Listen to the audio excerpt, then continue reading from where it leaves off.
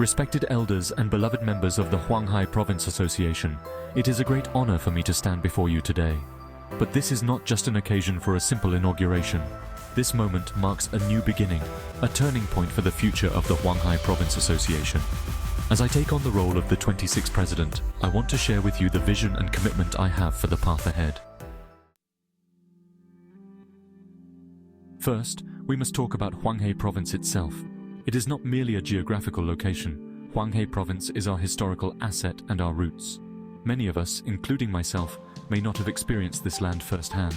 I, along with many second and third generation members, ask ourselves, why is Hwanghae Province my homeland? I was born in Seoul or in LA. Why should the land of my father or grandfather be part of my identity? These are natural questions, especially in a time like this. However, let me be clear with you all. Hwanghae Province is our root. It is the land where our parents, grandparents, and ancestors were born and raised. It is where they dreamed, hoped, and built their lives. That history and spirit of the land are our identity. Hwanghae Province is not just a place, it represents our legacy and the heritage we must uphold and pass on. Now, it is time for us to rediscover these roots and step toward the future. The Hwanghae Province Association has been led predominantly by those who left the land before 1950.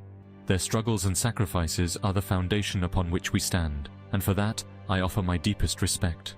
But now, the times have changed. We must also embrace those who left Hwanghae after 1950. They too share the same bloodline and heritage as us. They too are part of the first generation of displaced people. They must belong to our community. We must not create divides between us and them. They have already left behind their past political systems and ideologies. They left in search of freedom and democracy, traveling a long journey to reach this land. Their path is no different from the one we walked 50 or 60 years ago. We are the same. Just as we left Hwanghae for freedom, they too made the same sacrifices. Their dialect, though rough, is the very voice of the homeland we long for. Now is the time to welcome them as our people and move forward together.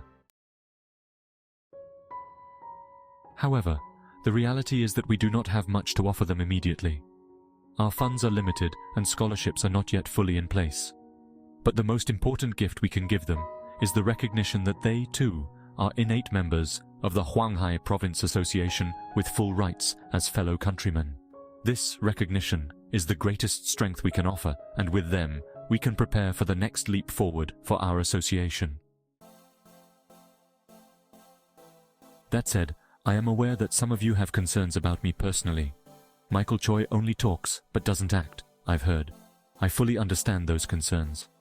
For a long time, I was unable to fully realize my ambitions through various organizations, such as the LA Chamber of Commerce, the Korean Unification Council, and others. There were many constraints that held back my plans, which is why many of you remember only my words, not my actions. But now things are different. As the president of the Hwanghae Province Association, I promise you that I will turn my words into action. Through fundraising and strong networking, we will transform our community. I will not merely speak, but I will deliver results. With your collective strength and wisdom, we will restore the pride of Hwanghae and lead the next generation to a greater, stronger Hwanghae Province Association. Now, I sincerely ask for your understanding and support. We are a community of one homeland, and we must unite our efforts.